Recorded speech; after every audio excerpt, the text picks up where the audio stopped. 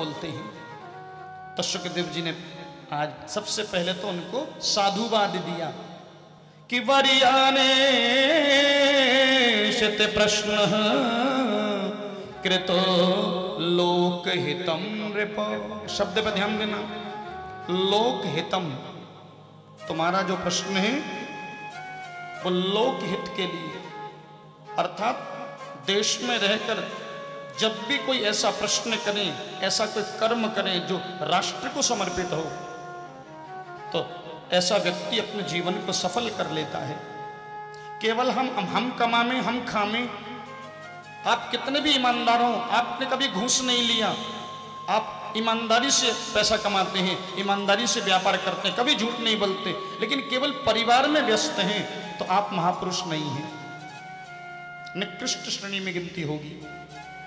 महापुरुष कौन? जो दूसरे के लिए, राष्ट्र के लिए, समाज के लिए, तुम्हारा जो प्रश्न है ये समाज के लिए उत्तम है। राजन, तुम्हें पता है मनुष्य की आयु कितनी होती है?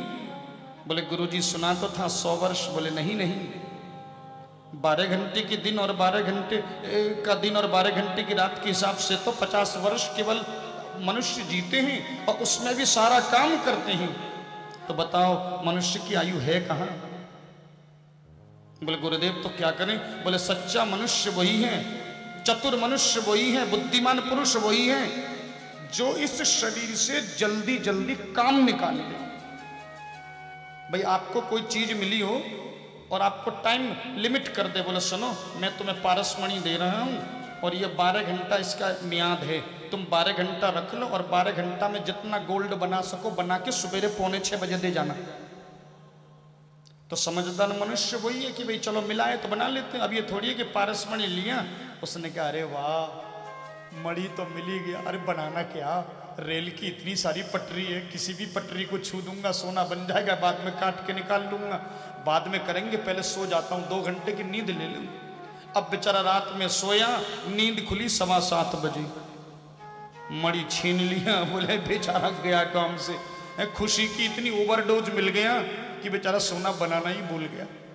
भगवान ने ऐसे ही हमको बड़े भाग्य मानुष तन पावा, सुर दुर्लभ सब ग्रंथन गावा। बड़े भाग्य से अकारण भगवान ने ये शरीर हमको दिया, बिना किसी हेतु के इतना सुंदर शरीर आपको दिया। ऐसा कहता 84 लाख योनि में सबसे बेस्ट मॉडल, सबसे सुंदर मॉडल भगवान के पास, ब्रह्मा के पास केवल एक ही था और वो हमको दे चुके, हमको मिल गया। ऐसा सुंदर शरीर पाकर भी यदि हमने इस शरीर से काम नहीं लिया तो इस शरीर का काम क्या? बोले शरीर एक सीढ़ी है, तो इस शरीर रूपी सीढ़ी का आश्रय लेकर जो भगवान के चरणों तक पहुंच गया और उसको शरणागति मिल गई, समझ लो वो चतुर है। परमो लाभ अयम ही परमो लाभो उत्तम श्लोक दर्शनम। सुदामा जी कह रहे हैं मानव जीवन का सबसे बड़ा लाभ है, सबसे बड़ा प्रॉफिट है कि वो उत्तम श्लोक कृष्ण का दर्शन कर ले। ये यदि मिल गया तो समझ लो कि तुम बुद्धिमान हो। और अगर कुछ किया नहीं और शरीर कमा कमा के बूढ़ा हो गया और जो कमाया वो यहीं छूट गया, तो फिर हमसे बड़ा मूर्ख कौन होगा? तो बोले गुरुजी आप ही बताइए इस अनमोल शरीर को पाकर हमें क्या करना चाहिए? बोले सुनो, बुद्धिमान मनुष्य वही है जो 4 चीजें भगवान को अर्पण कर दे, मन, बुद्धि, चित्त और अहंकार। एक बार फिर सुन लीजिए, मन, जो अपने मन को भगवान को सौंप दे, अपनी बुद्धि को सौंप दे, अपने चित्त को सौंप दे और अहंकार को सौंप दे। बोले महाराज कैसे सौंपें? इसका कोई माध्यम भी तो बताओ, कि विधि तो बताओ। बोले जितासनो जित श्वासो जित संगो जितेन्द्रियो स्थूले भगवत रूपे मन संजरे दिया। जितासनो, सबसे पहले आसन पर विजय प्राप्त करो। प्रतिदिन 2, 4, 10, 20 आसन कर लेना चाहिए। आसन माने आसन को जीतना, एक आसन पे अधिक से अधिक समय तक बैठने का अभ्यास करना। नंबर 2 जित श्वासो, अपने श्वास की आयाम को समान कर लेना। आयाम, प्राणों के आयाम को बराबर बराबर कर लेना, उसको कहते हैं प्राणायाम, है ना। प्राणों की गति, जो आप 10 प्राण धारण करते हो, 5 प्राण होते, 5 उपप्राण होते हैं, है ना। जैसे पान, अपान, व्यान, उदान, समान, ये है प्राण।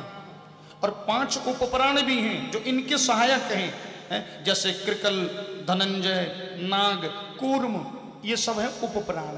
जैसे जैसे जमाई लेना है, जैसे छींकना, जैसे पलक झपकाना, जैसे उबासी लेना, ये जो काम कौन करते हैं? उपप्राण करते हैं। शरीर कहीं से भी आप पकड़ो, समान रूप से रक्त की गति समान और शरीर का ताप समान, ये काम प्राण का है। हम जो कुछ भी खाना खाते हैं उसको रक्त का भाग रक्त में, हड्डी का भाग हड्डी में, शक्ति का भाग शक्ति में, उस परिणत जो करते हैं वो पान, अपान, व्यान, उदान, समान, इनका काम है। ये 5 मिलके करते हैं, तो ये 10 प्राण होते हैं।